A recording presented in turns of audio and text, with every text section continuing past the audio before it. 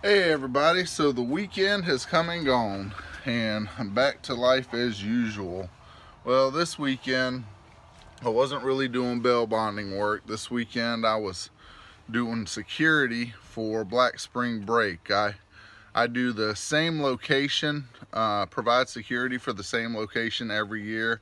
I think this is our 6th or 7th year providing security for this particular location.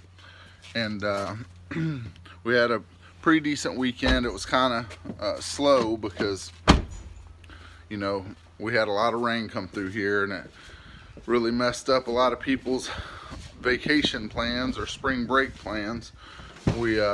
Black Spring Break is exactly what it sounds like. It's primarily black people. If that offends anybody, sorry, look it up. It is what it is. And to be honest with you, this location that I work at, excuse me, I'm gonna be working on stuff while I'm talking. It's usually the same groups of people. It's a hotel, and it's usually the same groups of people that book their hotel rooms every year. They book them a year in advance, and they are great people. I get along with them.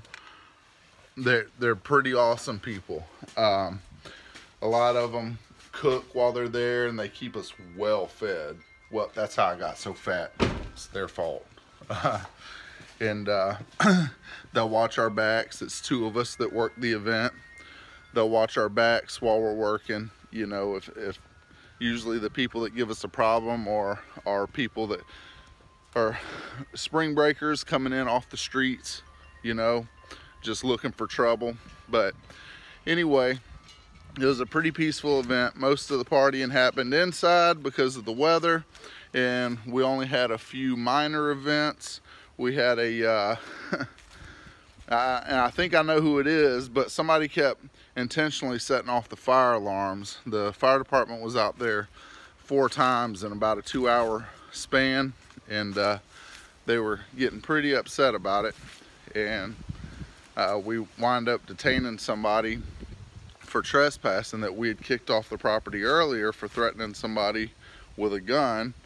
And it turned out he didn't actually have a gun, but the guy he was threatening did have a gun, so it didn't really go in his favor, the threat. Anyway, nobody got shot and the situation was handled, but it was the guy that caused the problems, not the guy with the gun. The guy with the gun, he was okay.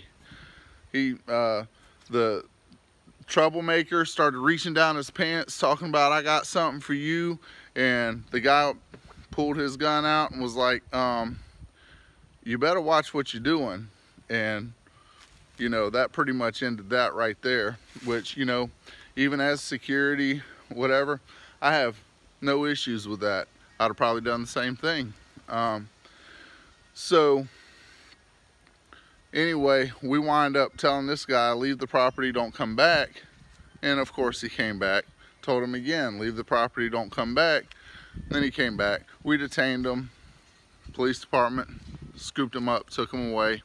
And interestingly enough, after we got rid of that guy, no more fire alarms went off. So, and that guy caused some other problems on the property, not related to the gun situation.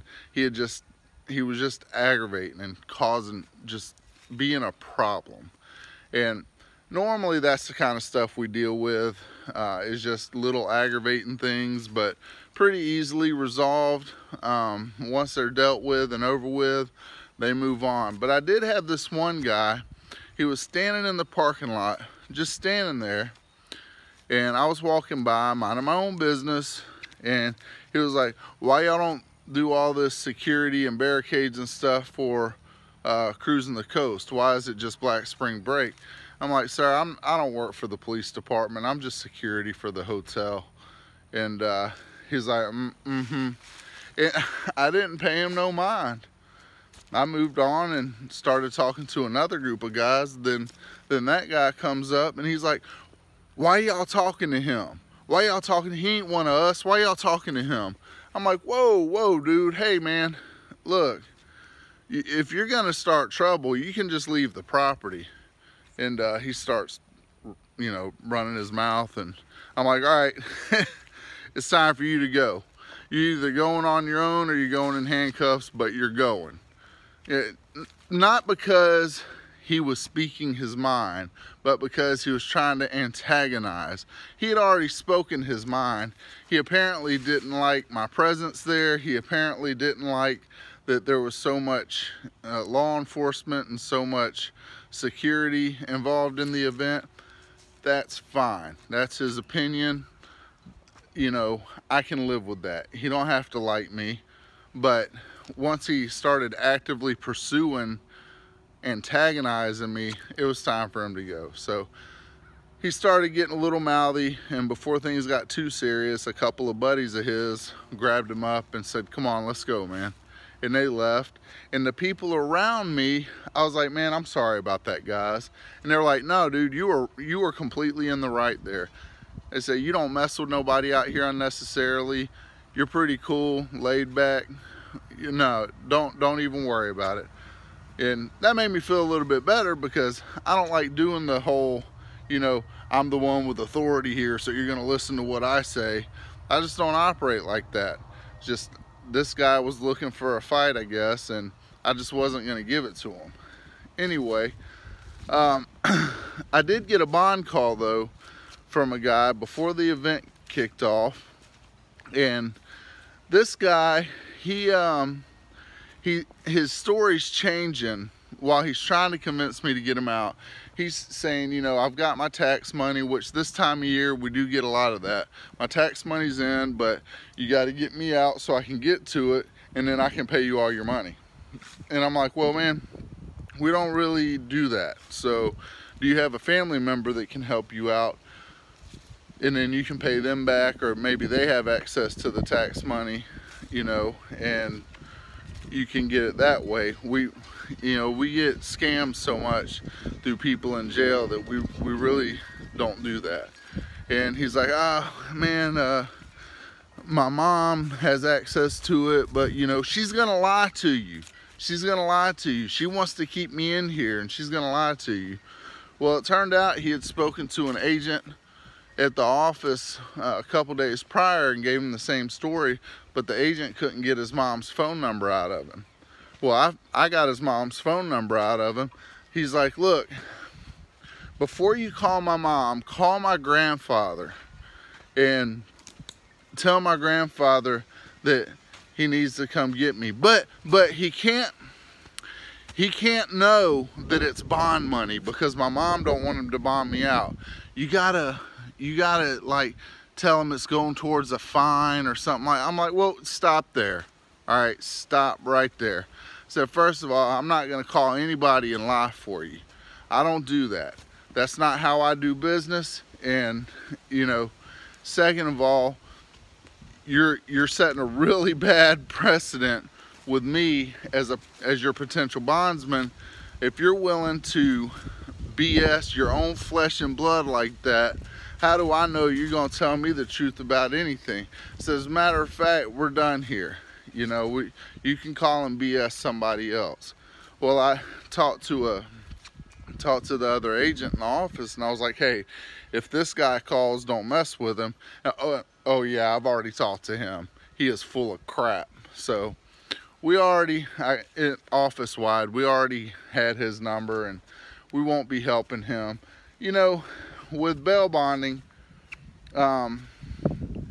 I suppose there are some agents that'll do those dirty deeds. Oh, of course there are, but I'm not one of them. Nobody in my office it operates like that. So, you know, not trying to take the high and mighty road, it's just we don't. And if you want to call us, be real with us. You know, tell us the full story, and we're most likely to help you out. We have gotten lots of people out of jail that didn't have the money up front, and you know, maybe had to wait a day or two to get it, but there were underlying circumstances behind it and verifiable stories. That's the big thing. You know, tell us a story. If we can verify it and make it factual and not just, you know, something you told us, then we're most likely to help you. I've gotten people out on big bonds, you know, $50,000 bonds, where they're like, look, man, you get me out today, and by Friday, I'll have your money. And then I call and talk to their co-signer, or who's gonna be their co-signer. They give me the same story. I call and talk to their mama. They give me the same story. Then usually we'll help them out. But if you want to tell me, oh, I'm the only ones with the key to the castle and I'm sitting in jail, and you know, I don't know anybody's phone number and I don't know who you can call, and the people that I do know you can call, they're just gonna lie to you. I mean, they're not the ones sitting in jail, but they're the liars and they're the thieves. Okay, you know what, we're not gonna fool with that person, because most likely when we do get them out, they're gonna lie about everything on their application. They're gonna lie about their phone numbers and addresses and references, and we're gonna have a hard time finding them, and it's just not worth the trouble. So we just don't mess with those folks. Anyway, a couple of interesting little stories about my weekend, and we'll see what the week brings. Anyway, y'all have a good week. Ben the Bondsman signing out.